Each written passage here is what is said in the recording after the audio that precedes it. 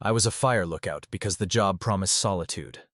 I liked the idea of a single wooden cabin perched on a ridge, a metal ladder that led up to a glass-walled tower, and the knowledge that the world below stretched out in a quiet, predictable way.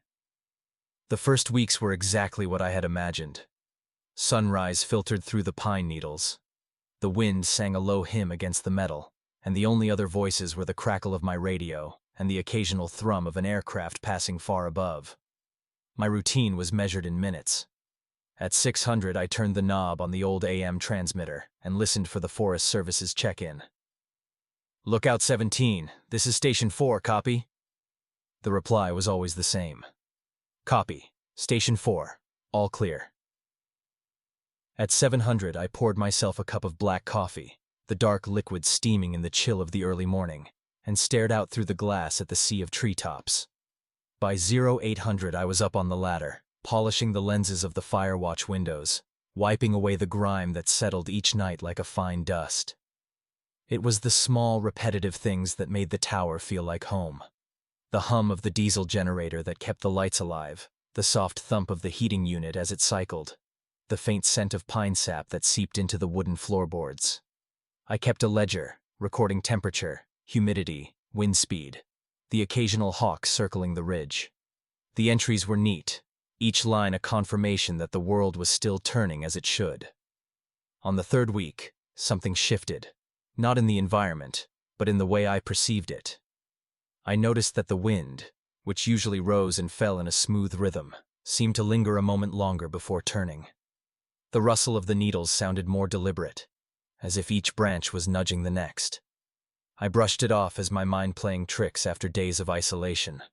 I reminded myself that every day the radio was quiet. There were no alarms, no distress calls, just the constant, reassuring monotone of the forest's background. At night, the tower became a dark capsule. I would sit in the chair by the window, the only light source the faint glow of my oil lamp. The darkness outside was not black, but a deep, velvety indigo, broken only by the occasional flicker of a distant lightning bug. I would sometimes hear the faint echo of my own breath, amplified by the thin walls, and the subtle creak of the metal ladder as it expanded and contracted with temperature. One night, after a particularly strong wind had stripped the branches of the trees, I heard a soft tapping on the glass. I turned, expecting the wind to have caught a loose piece of the tower and knocked against the pane. The sound persisted, light, rhythmic, almost too precise to be random. I walked to the window and pressed my palm against the cold surface. The glass was solid, the wind a steady howl, but the tapping stopped the instant my fingers made contact. When I withdrew, the sound resumed, as if something were counting in a slow, deliberate beat. I tried to log the incident. No external source observed. Possible acoustic anomaly. I wrote in small, neat script, as if the act of writing could cement the event into reality. The next morning, I told myself it was a branch, a piece of the tower's own metal, or my imagination. The forest seemed to respond, the rustle a little louder, the pine scent a touch sharper. Days passed. The tapping became less frequent, but other oddities emerged. The radio transmission that used to be a static-filled copy began to include a faint, low-frequency hum that seemed to accompany every check-in. It was low enough that most of the words were still clear, but there was an undercurrent, a subtle vibration that made my skin prickle. When I asked the station if they'd noticed, they replied, "All clear here, lookout. Keep an eye on the lookout." Their tone, as always, was professional, but the words lingered, looping in my mind. I began to notice patterns in the environment that I had previously missed. The pine needles at the base of the tower were always arranged in the same direction, as if a wind had pushed them into a perfect line. The soot from the generator settled in a thin, perfect arc on the east-facing wall, never deviating. The Firewatch journal on the desk, which I wrote in every evening, seemed to fill in itself when I was distracted, the ink forming letters before my pen even touched the page. I would glance at the entry, find a line I didn't remember writing, and feel a small knot tighten in my chest. The isolation started to feel less like a choice and more like a pressure. The tower, which had once been a platform for watching the forest, now seemed to be watching me. The glass, once a clear window to the world, reflected a slightly dimmer version of my own face. The wind, which had been a gentle companion, now whispered in a tone that matched the low hum on the radio, a low, continuous chant that I could not place. I never left the tower. The Forest Service would send supplies every 2 weeks. Cans of beans, a sack of flour, a new roll of toilet paper, always dropped off at the base of the tower. I would hitch the rope, climb down, and walk the 1.5 miles back up, each step feeling heavier than the last. The trail seemed longer, the trees more crowded, the shadows more deliberate. When I returned, the tower waited, unchanged, but the air inside felt thicker, as if the walls had absorbed the weight of something unseen. Now, as I sit in this chair, the lamp flickering weakly, the radio humming a low tone that has become as natural as my own heartbeat, I write this in the ledger. I don't know what I'm documenting, whether it's a log of events or a confession of a mind slowly fraying. The wind has settled, the tapping has ceased, and the forest outside remains a sea of green, indifferent. The tower stands, solid and unyielding, and I am still here, listening to the quiet, steady hum that has become the background of my days. There is no climax, no sudden revelation, just the slow, unending presence of something that feels slightly wrong, lingering like the smoke of a fire that never quite catches. And as the night deepens, the lamp sputters once more, and the wind sighs through the eaves. I close the ledger, turn off the lamp, and sit in the darkness, waiting for the next subtle shift. I arrived on the island in late September, a lone ferry cutting a thin line through the mist that clung to the water like breath. The shore was a ribbon of weathered stone, the dock creaking under the weight of my small rental truck as I unloaded the boxes that would become my world for the next 6 months. My employer, an understated municipal department, had sent a thin packet of paperwork, a key card, a map of the parcel of land, and a list of duties. Caretaker, it read in plain type. Maintain the lighthouse, monitor the weather station, keep the grounds tidy. No mention of a caretaker's loneliness, no mention of the way the sea seems to swallow sound at night. The house was a modest, 2-story cottage built of cedar that still smelled of sap and the sea. Inside, the rooms were arranged in a sensible, almost comforting way. A kitchen with an old but functional stove, a living room with a stone fireplace, a narrow hallway leading to the bedroom and the attic. A thin oilcloth rug covered the floor, its edges frayed from years of foot traffic. My first night, I lit the fireplace, the orange glow pooling across the walls, and I felt the weight of the silence settle. There was no neighbor, no traffic, no distant hum of a city, just the lull of waves against the shore and the occasional cry of a gull far out on the water. The first few weeks fell into a rhythm as predictable as the tide. I woke at 5:30 a.m., the alarm a faint vibration against the soft cloth of my pillow. I would brew a pot of coffee, its bitter steam winding up to the low ceiling, and then step onto the porch to watch the sunrise bleed pink over the horizon. The lighthouse, a squat white tower with a glass lantern at its peak, stood at the north end of the island, its beam sweeping a slow, steady arc across the dark water each night. I inspected the lantern daily, cleaning the glass, checking the motor, ensuring the light never faltered. The weather station, a small metal box perched on a hill, recorded temperature, wind speed, and barometric pressure, data that was periodically uploaded via a satellite link. By the 3rd week, I began to notice the subtle things that are easy to ignore when you are alone.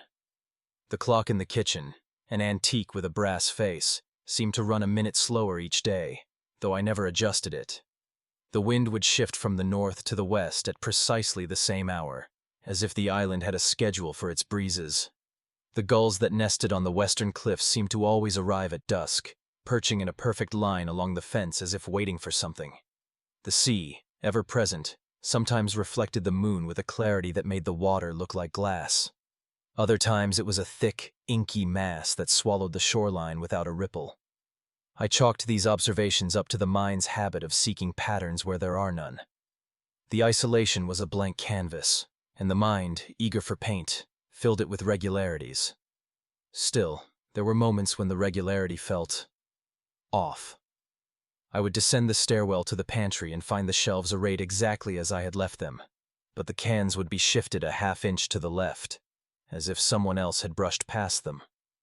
The door to the attic would sometimes be slightly ajar when I was sure I had closed it, and the wooden steps would creak in a way that echoed a footfall I did not hear. I told myself these were tricks of wind and wood. The evenings grew longer, the days shorter, and the lighthouse's beam became a more dominant presence on the island. I would sometimes sit on the porch after dark, sipping tea, and watch the light cut a silent line through the fog. One night, as I stared, I realized the beam lingered a fraction longer on one angle before sweeping away. It was as if the light hesitated, as if it were looking at something beyond the sea. I laughed at the absurdity, at my own imagination, and turned back inside. Winter arrived with a veil of cold that seemed to seep into the walls. Snow fell lightly at first, covering the roof with a thin blanket of white. The furnace hummed, filling the cottage with a low, steady heat. The weather station recorded an unbroken string of sub-zero temperatures, and the wind howled in a way that made the shutters shudder. I found myself spending more time inside, the routine turning into an extended meditation. I would write in a journal, a habit I had kept since childhood, cataloging the days. 13th of December. Light functioned without interruption. Noted a small crack in the north wall of the lighthouse. No one else on the island. The journal became my only connection to a world that existed beyond the water.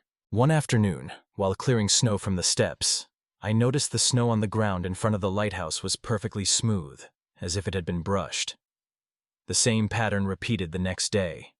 A faint circular indentation near the base of the tower, as though something had stood there and left an imprint. I thought perhaps an animal or the wind. Yet the imprint was too regular, too deliberate. Days turned into weeks, and the island's quiet became a pressure that built behind my eyes. The sound of the sea seemed louder, filling the space where thoughts used to echo. At night, when the wind died, the world felt too still, like a held breath waiting to be released.